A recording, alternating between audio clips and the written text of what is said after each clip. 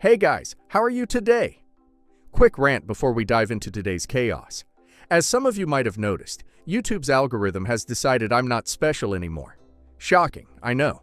So now if you don't like, comment, or do a little backflip in the algorithm's honor, this video might just vanish into the void, never to be seen again. Seriously though, even a hi or "this is wild" in the comments helps way more than you think. It tells YouTube, hey, people actually like this channel. Maybe don't hide it from everyone. That can really help push my videos out to a wider audience, not just to my subscribers. So if you enjoy these stories and want to support the channel, that's the best way to do it.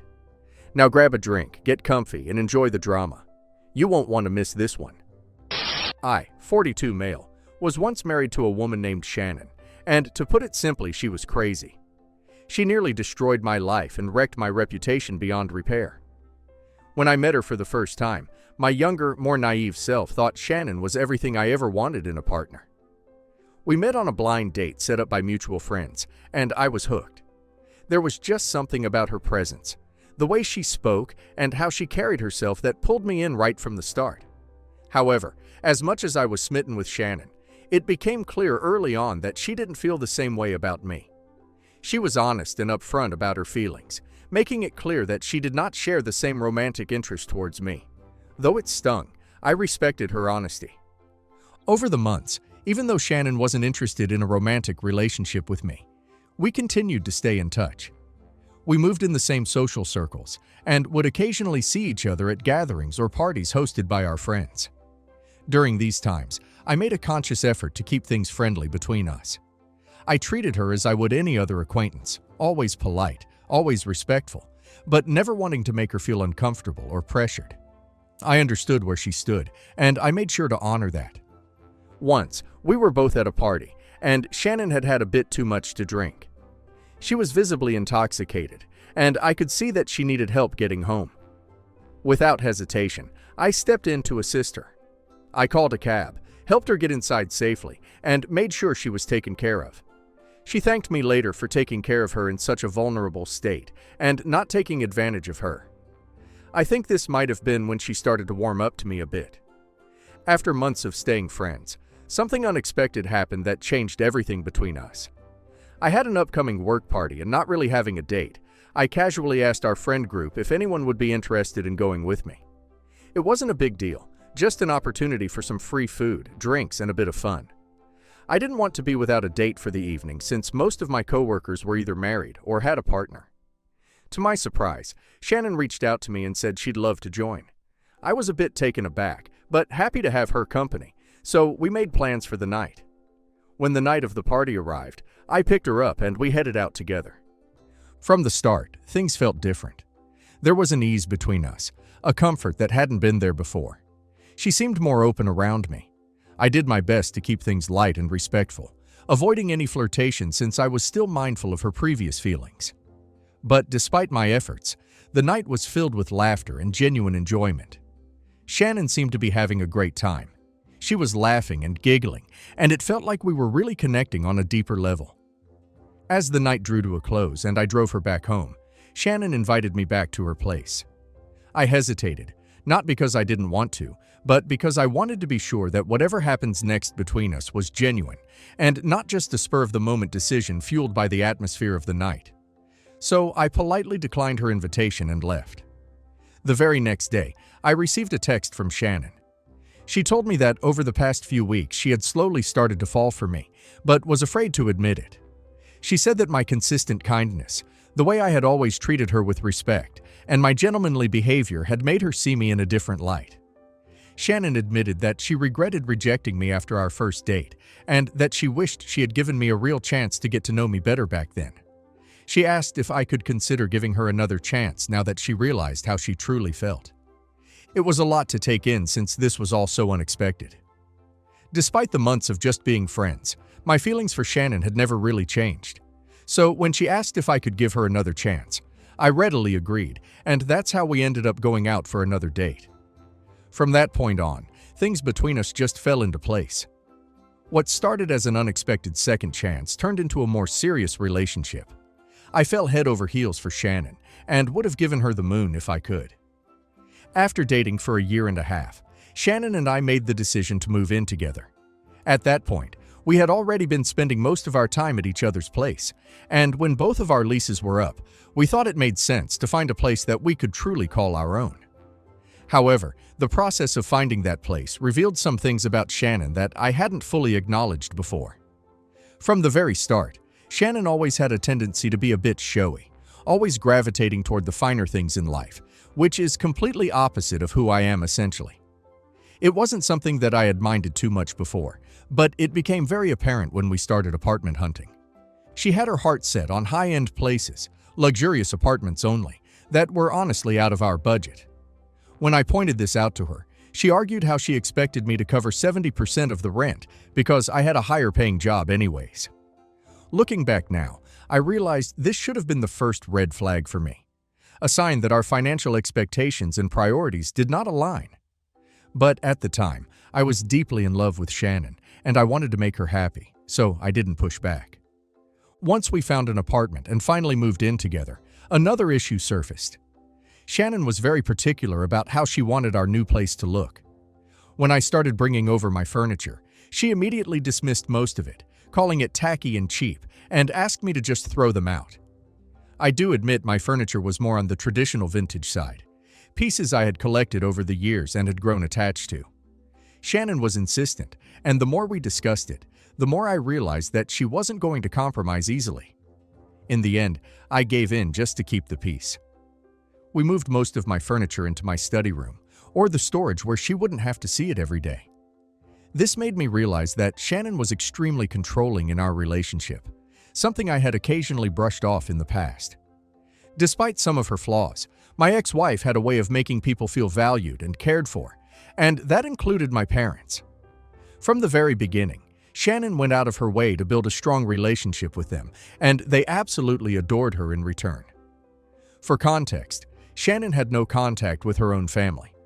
She had explained to me very early on that her relationship with her father was deeply painful. After her mother passed away, her father turned to alcohol and spent most nights out at bars, leaving Shannon to deal with the aftermath. As a result, when she left for college, she made the difficult decision to cut off all contact with him. Shannon's father never made any effort to reach out to her. This had always left a void in her heart, a longing for the kind of love and support she never received from her own family. That's why she had become so close to my parents. They filled that space for her. My mom and dad always welcomed her with open arms, offering the love and care that she had missed out on for so long. In many ways, they became the family she had always wanted, but never had, and I didn't mind sharing my parents with her at all. I wish I had seen back then how she was manipulating my parents, slowly turning them against me, but I was too foolish to notice. After 3 years of dating, I proposed to Shannon. We had been talking about marriage for a while, and Shannon had expressed her desire to start a family soon. I spent weeks carefully choosing a ring that I knew she would love, and I planned the proposal at her favorite restaurant, a place that held special memories for us both. The night of the proposal was magical. When I asked Shannon to marry me, she said yes without hesitation. The joy in her voice, the tears in her eyes, and the way she hugged me tightly made me feel like the happiest man alive. As we began planning the wedding, it became clear that Shannon didn't have a lot of savings. She was still paying off her student loans, so my parents and I ended up covering almost 90% of the wedding expenses. It didn't bother me much since I wanted to give Shannon the beautiful wedding she had always dreamed of. Our wedding day itself was wonderful. Everything went smoothly, and as we exchanged vows, I was excited to be married to her. But it was after the wedding that the real trouble began. The first major issue we faced was when we couldn't seem to get pregnant. We tried for months, hoping each time that we would finally see that positive result, but it never came. Eventually, we decided to seek medical advice, and this was when the doctors discovered that Shannon had a condition with her uterus that made it nearly impossible for us to conceive naturally. This news crushed her. She had always wanted to be a mother, and the idea that she might never experience pregnancy was incredibly painful for her. As a result, Shannon fell into a deep depression after the diagnosis. I did my best to support her, even suggesting that we could explore other options like adoption or even surrogacy, but she wasn't interested. Shannon was fixated on the idea of having her own biological child, and any other option felt like a compromise she wasn't willing to make. Next, over the months, Shannon began to expect me to cover her share of the rent and bills entirely. She insisted that, as the man in the relationship, it was my responsibility to take care of her needs. Throughout our entire relationship, I had always been the one to pay for our dates, vacations, and the majority of our rent and bills. I didn't mind doing these things because I loved her and wanted to provide for her, but I also believed in a partnership where both working adults contributed. Shannon earned a decent salary, and I couldn't understand why she suddenly felt entitled to stop contributing altogether to our shared expenses. I knew I couldn't sustain our lifestyle on my own, so I put my foot down and told her that if she wasn't willing to continue paying her share, we would have to break our lease and move into a much smaller, less expensive apartment. I knew how much she valued appearances, and that she wouldn't want her friends to think we were poor, so I hoped this would push her to see reason. Begrudgingly, she agreed to keep paying her rent share only. However, over the next few months, she would constantly mention how her male co-workers took care of their wives and children, and that those women never had to worry about a job or a salary. I tried to argue that those women had children to care for, so it made sense for them to stay at home. However, she was a functioning adult who had a decent job. It made no sense for her to just give up on her career and sit at home all day. Shannon was pushy, and when I was still not getting convinced, she decided to go involve my mother in this disagreement. She complained to my mom almost like a child running to a parent when things didn't go her way. My mom, who had always been traditional in her views on marriage, took Shannon's side without hesitation. She told me that Shannon's thinking wasn't wrong, and that as her husband it was my duty to take care of all her needs if she wanted to leave her job. My mother's words stung. She didn't understand the financial strain it would place on me if Shannon stopped contributing altogether. I had a huge fight with Shannon regarding this, as I felt she betrayed me by involving my parents in our issues. During this fight, in her anger, she admitted for the first time how she regretted marrying me, as I was not able to support her. This is when I started to suspect that Shannon might be nothing more than a gold digger. I had thought we were partners in this marriage, but it was clear that she was only interested in what I could provide, not who I was. After that fight, Shannon began to ignore me completely at home, withholding affection in every way possible, almost as if she was punishing me for standing my ground. There were no more date nights, no intimacy, not even the simple gesture of holding hands. She stopped helping around the house, leaving all the responsibilities to me, as if she was trying to force my hand to give in to her demands. At first, I kept trying to talk to her, to find a way to come to a compromise, but she would ignore all my effort. Hence, after a while, I just got tired. I felt mentally exhausted from trying to mend something that she seemed determined to break. Instead, I slowly watched as the distance between us grew wider and wider. Then the very next month, Shannon quit her job out of nowhere, without even discussing it with me first. I was starting to get really frustrated with her antics, and firmly warned her that if she didn't find a new job soon, I would move out because I couldn't sustain our lifestyle all alone. She eventually broke down in tears, expressing how much she despised working and that she just wanted a blissful married life where she could stay at home and be a good wife to me. Seeing her cry made me feel a bit guilty, so I reluctantly agreed to let her take a temporary break from working. I pointed out to her that if she expected me to cover all the expenses, she would need to take on all the household responsibilities. She agreed without hesitation. Unfortunately, as you can already guess, she never stayed true to her words. Shannon began to spend her days either gaming or lounging in bed watching movies, just like I knew she would. She would occasionally clean up around the house, but I continued to handle most of the household duties myself, just like I used to do before. Whenever I pointed out that she wasn't fulfilling her end of the agreement, she would get annoyed and accuse me of nagging her. As time passed, Shannon became more and more distant. She immersed herself in her gaming community, spending hours every day talking to people online. It wasn't long before I realized that these online friends were taking up more of her time and attention than I was. Even when we were in the same room, her phone was always in her hand, her eyes glued to the screen, her fingers tapping out messages faster than I could keep track of. I'd catch glimpses of her smiling or laughing at something someone had said, and it was like a punch to the gut every time. That smile, that laugh, it used to be for me. But now she ignored me like I didn't exist. During this time, the financial strain on me was becoming unbearable. Not only was I paying for everything, but I was also dipping into my savings just to keep us afloat. Every paycheck seemed to vanish as soon as it hit the bank. I was constantly stressed, constantly worried about what would happen if something went wrong, if I lost my job, or if we had some kind of emergency. There was no safety net, no backup plan, just me trying to keep us from drowning. My parents didn't offer any help, not even a word of advice or a shoulder to lean on. They knew about our situation and knew the kind of pressure I was under, but they just didn't care. Then one day, I discovered something that shattered whatever was left of my marriage. I was going through both my and Shannon's phone bill, making sure everything looked right.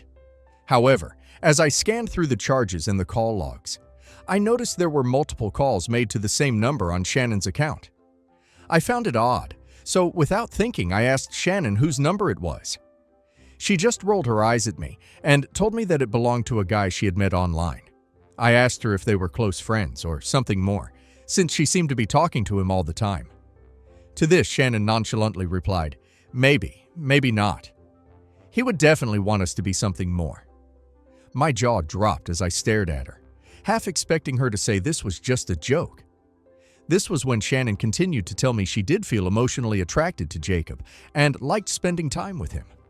My hands started to shake hearing her words. I grabbed her phone and scrolled through her messages just to see for myself if this was really true. What I saw made me sick to my stomach. Shannon and the man had exchanged very graphic messages with each other and discussed everything about their lives in detail. At one point, she had even openly admitted to Jacob that she had fallen out of love with me, but that she liked to use me as a cash cow since I was a safe option. She boasted about how she was living a comfortable life at home, without ever having to lift a single finger for the past few months. Jacob in turn had called me a foolish, nerdy guy who deserved to serve her. The sheer audacity of their conversation left me stunned. I quickly took photos of their messages, as I couldn't believe what I was reading. Shannon looked at me like she just didn't care. I realized then that our marriage was over. To her, I was nothing more than a means to an end, a tool to be used and discarded once I had outlived my usefulness. Although I was devastated, I knew what I had to do next. I told her that I was done living my life like this, and that I was going to divorce her. She laughed in my face and told me that divorce was not an option, and had the audacity to suggest that we could open our marriage if that would make things easier for me to accept. I refused outright and demanded that she move out immediately since I was the one paying for everything. That's when her demeanor changed. Shannon wasn't going to just easily give up her grip on me. She had controlled and manipulated me for so long that she thought even after finding out about her affair, I would foolishly forgive her and give in to her demands yet again. However, when I didn't, she started to yell at me that she was never going to go anywhere and threatened to involve my parents. She called them crying and begging them for help, as if I was wrong for asking her for a divorce. Instead of admitting that she had been cheating, she started to tell my parents how it was me who had been unfaithful, just like she had always suspected. Apparently, she claimed that she had caught me cheating and that I was now trying to make things up about her life and kick her out of the house. She begged my parents to help her out. My foolish mother in particular was quick to believe her story. She called me in tears, furious, accusing me of breaking my vows and betraying my poor wife, who had been nothing but kind to me and my family. My dad also scolded me for letting down such a great woman like Shannon and how disappointed he was in me. I tried to argue that I had never even cheated on her, but they did not listen and continued to bash me. Confused, I asked them why they would believe her over their own son. That's when I found out that for months, Shannon had been feeding my parents stories, claiming I'd been coming home late, that she had found a lipstick mark on my shirt, that I constantly talked about one of my female coworkers, and that I was always distracted by my phone texting with someone. I was stunned by how far Shannon had gone, laying the groundwork for months to create this narrative. She had clearly planned ahead, knowing I would eventually discover her affair, and wanted my parents to take her side and isolate me. No matter how much I tried to explain to my parents, I had been nothing but loyal, that Shannon was the one who had manipulated them in the entire situation. They refused to listen. I even sent them the proof I had of Shannon cheating on me. But my mom insisted I was probably making this all up to cover my tracks, just like Shannon had warned them, while my dad blamed me for failing as a husband in my marriage. In their eyes, Shannon was the victim, and I was the villain. No matter what, they just couldn't comprehend the idea that a woman, especially one like Shannon, could ever be unfaithful. Long story short, despite all of Shannon's manipulations and the chaos she caused, we did end up getting divorced. The process wasn't easy. Shannon fought me every step of the way, trying to twist the situation to her advantage, but thankfully I had a solid lawyer who managed to gather all the evidence of her infidelity and present it in court. The judge saw the truth, and because of that, I didn't have to pay her a single cent in alimony. But even with the divorce finalized, the damage my ex-wife had caused in my life was far from over. Despite the fact that the court had acknowledged Shannon's affair, and it was crystal clear Shannon had been the one to betray our marriage, my parents still clung to her version of the events. It was like they were living in a completely different reality. They started to insist after the divorce that I must have done something to push Shannon into the arms of another man, and that there had to be more to the story. As a result, my relationship with my parents suffered. We grew further and further apart. Every conversation with them turned into an argument. Every family gathering was a reminder that they didn't believe in me. They basically shunned me out of the family, and I felt incredibly isolated after the divorce. Throughout all this, Shannon continued to stay in touch with my parents, even after our divorce was finalized. That vile woman continued to use my parents to keep a foothold in my life. Just 3 months after our divorce, Shannon had no hesitation in announcing her engagement and upcoming wedding to the same man she had cheated on me with. I was floored by how cruel she could be. However, what hurt even more was learning that my mother had decided to attend her wedding despite knowing everything. When I reached out to her to ask why, she grew frustrated, insisting that she just wanted to be there for Shannon. She explained that my ex-wife, who has no family, had personally asked her to attend, and my mom felt obligated to go and support her. It was incredibly difficult to accept that my own mother had chosen to support the very person who had torn my life apart. In the aftermath, I turned to therapy to help me grapple with my emotions. It took months and years to start healing from everything that had happened. It wasn't easy, and there were times when I didn't think I'd ever fully recover. But with time, I began to find peace. Slowly, I began to rebuild my life, to understand that what happened wasn't my fault, and to let go of the anger that was eating away at me. Currently, I am in a much better place in life.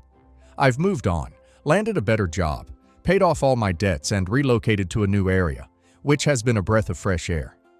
I've also gone low contact with my parents since our interactions are mostly negative, and it is very draining. As for Shannon, I no longer think about her or what she might be up to. The pain and anger have been replaced by a sense of peace and closure. I've moved on completely, and I'm grateful for that. About 1.5 years ago, I started dating a wonderful woman named Kylie. She's an incredible woman, gorgeous, honest, independent, and down to earth. From the very beginning, it was clear that we shared a lot of common interests and values.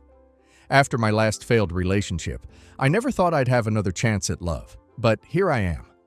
I'm incredibly grateful every day that Kylie came into my life and has redefined what a relationship means to me. She's inspired me to be a better man and loves me for who I am without ever asking me to change. Just a month ago, Kylie and I received the most incredible news.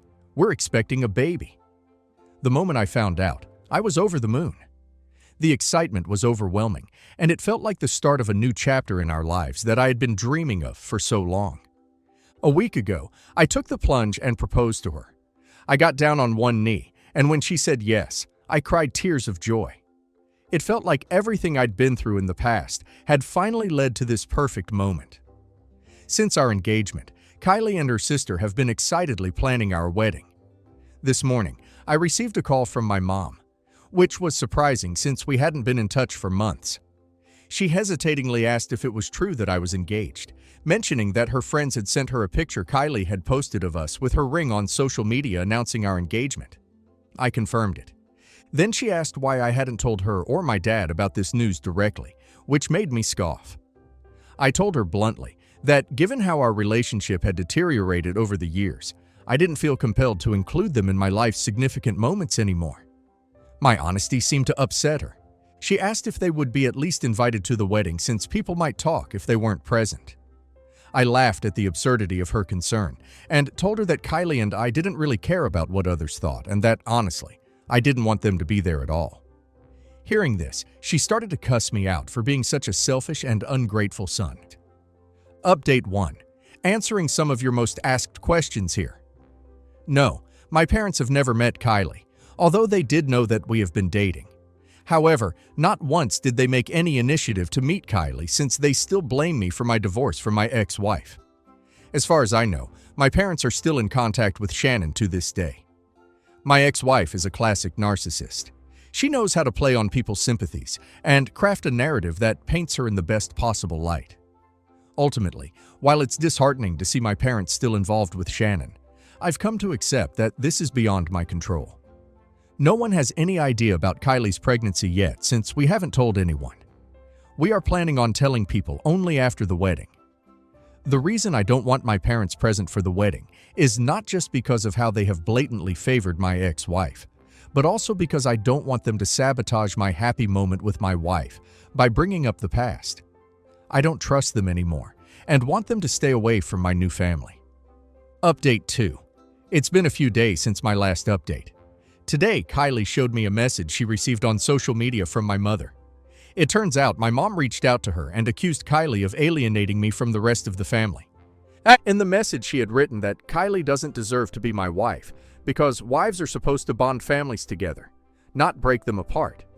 She also wrote how Shannon was always so close to her and Dad after she came into my life. But Kylie has done the opposite and has even refused to ask for their blessings. I was furious when I saw the message. I called my mom immediately and asked her to stay out of my life. I reminded her that I was sick and tired of them always bringing up my ex-wife when she was nothing but a huge mistake. I told her how crazy she and Dad were to have continued to support an outsider over their own son, even after everything. My mom argued that she couldn't help but always see Shannon as her own daughter, and that she missed who I used to be before my divorce with Shannon. I pointed out to her that I used to be a foolish man in love, which is why I was taken advantage of by that wicked woman, and I was glad I was no longer that same person. My mom then went on to say that if I was really determined to marry Kylie, despite how much they disliked her, she and Dad could consider giving us their blessings, but only if we invited them to our wedding first. I scoffed and told her I was done trying to explain myself over and over, and made it clear that from this day forward, I would be cutting both her and Dad out of my life permanently. I firmly informed her that she can continue to consider Shannon as her daughter for as long as she lives because I am no longer their son. My mom freaked out and tried to argue back, but I cut her off. Me and Kylie have since blocked my parents from all our socials and our phones. Update 3. It's been a month and a half since my last update. Kylie and I recently got married in an intimate ceremony surrounded by our family and friends. My parents weren't invited, but Kylie's parents were there cheering us on. The wedding went off without a hitch, and it was perfect. Right now I'm on my honeymoon with my wife, and we're planning to announce our pregnancy in a few weeks to our close family members and friends. Since blocking my parents, they haven't been able to contact us, and I'm at peace with that. I'm incredibly happy and grateful as I look forward to becoming a father. All I want now is to be there for my loving wife and to take care of our child.